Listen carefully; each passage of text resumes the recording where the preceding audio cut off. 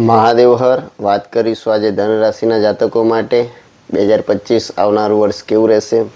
વર્ષના પ્રારંભમાં ગુરુ મહારાજ તમારા રોગશત્રુ સ્થાનથી ભ્રમણ કરશે, જે શત્રુ ક્ષેત્રી પણ છે અને આ સ્થાન ગુરુ માટે અનુકૂળ નથી. તેમજ નોકરિયાત વર્ગને અગાઉ થયેલા પ્રશ્નોનું નિરાકરણ મળે, આર્થિક સ્થિતિ સુધરશે, અગાઉ લીધેલા કર્જ ચૂકવી શકશો, ધંધા વ્યવસાયિકોને કામકાજમાં પ્રગતિ થાય તેમજ નવા ધંધાનો વિકાસ કરી શકશો, નોકરિયાત વર્ગને કામકાજમાં વધારો થાય અને ઉપરી અધિકારીઓનો સાથ સહકાર મળતો રહેશે.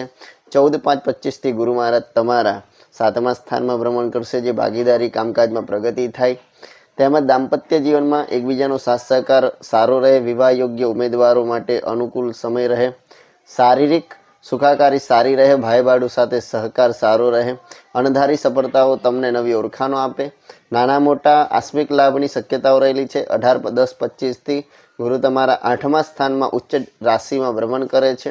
આ સ્થાન ગુરુ માટે અનુકૂળ નથી, પરંતુ ઉચ્ચનો હોવાથી અશુભતામાં ઘટાડો થાય અને કૌટુંબિક સુખાકારીમાં વધારો થાય. ધનની દ્રષ્ટિએ વાત કરીએ તો આર્થિક સુખની દ્રષ્ટિએ આ વર્ષ લાભદાયી રહે.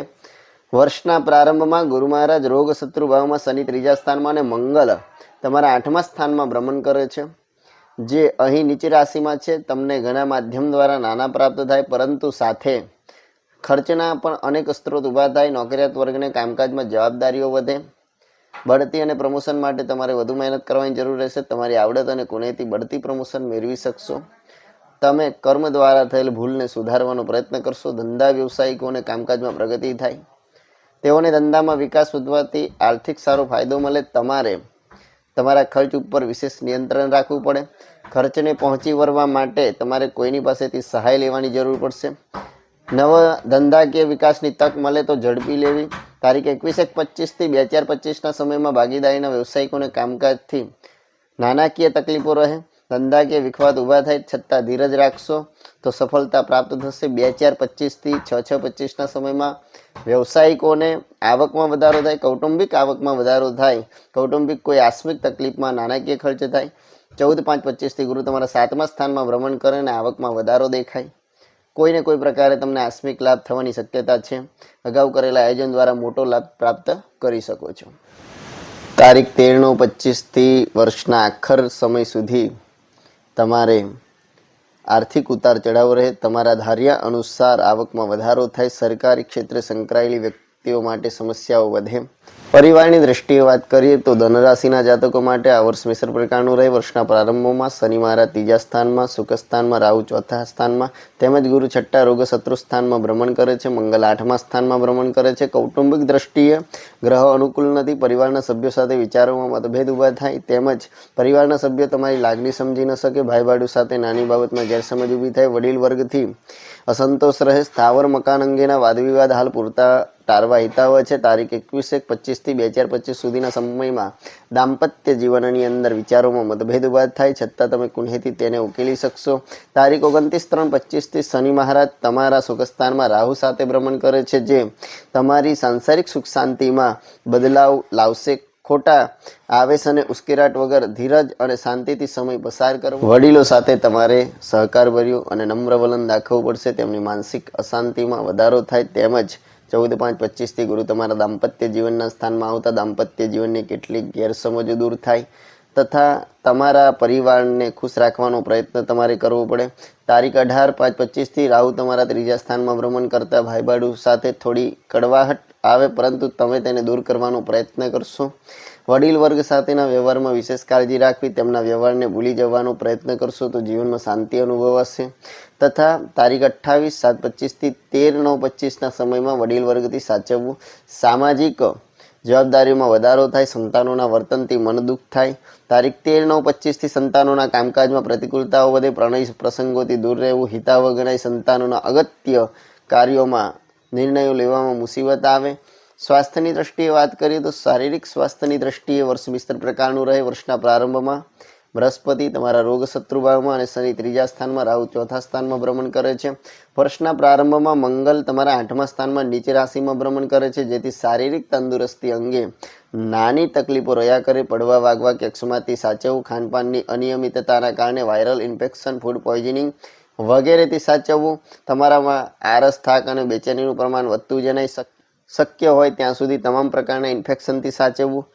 તારીખ 21-1-25 થી 2-4-25ના સમયમાં માનસિક અસ્વસ્થતાના કારણે મગજ પર ખોટી ગરમીની અસર થાય તથા મસ્તક પીડા રહે. તારીખ 29-3-25 થી શનિ તમારા ચોથા સ્થાનમાં રાહુ સાથે ભ્રમણ કરશે, જે તમારી શારીરિક તકલીફોમાં વધારો કરે. પારિવારિક નાની મોટી તકલીફોના ટેન્શનના કારણે હાર્ટને લગતી બીમારીઓ આવી શકે છે. કોઈ લાંબી બીમારી ઘર ન કરી જાય તેનું ધ્યાન રાખવું, સાવધ રહેવું. 29-3-25 થી 18-5-25 સુધીના સમયમાં વિશેષ કાળજી રાખવી. તંદુરસ્તી પ્રત્યે બેદરકારી રાખવી. હિતાવહ નથી. કફ અને વાયુ પ્રકૃતિના રોગોથી સાચવવું. તારીખ 18-5-25 થી શારીરિક તકલીફોમાં ઘટાડો થાય છતાં ખાનપાનની અનિયમિતતાના કારણે પેટને લગતી તકલીફો રહે. વર્ષના પ્રારંભની અંદર શનિ મહારાજ તમારા ત્રીજા સ્થાનમાં સ્વરાશિમાં ભ્રમણ કરે છે. તમારા સંતાન તરફથી ચિંતા રહે, તેમના વર્તનમાં ફેરફાર જોવા મળે. અભ્યાસ કરતા સંતાનોને મહેનતના પ્રમાણમાં સફળતા ઓછી જોવા મળે, તેમજ સંતાનોના નિર્ણય ખૂબ જ વિચારપૂર્વક લેવા. શેરસટ્ટાકીય કામકાજમાં વિશેષ સાવધાની રાખવી. તમારી ગણતરી ઊંધી પડે. ધાર્મિક લાંબી યાત્રા મુસાફરીના યોગ બને, તેમજ ઘરથી દૂર જવાના યોગ બને. કામકાજમાં વિલંબ કરતા યોગ બને. તારીખ 29-3-25 થી શનિ તમારા ચોથા સુખ સ્થાનમાં ભ્રમણ કરશે. અહીં તમારે 2.5 વર્ષની નાની પનોતી લોઢાના પાયે શરૂ થશે, જે તમારી આર્થિક, માનસિક અને શારીરિક તકલીફોમાં વધારો થાય.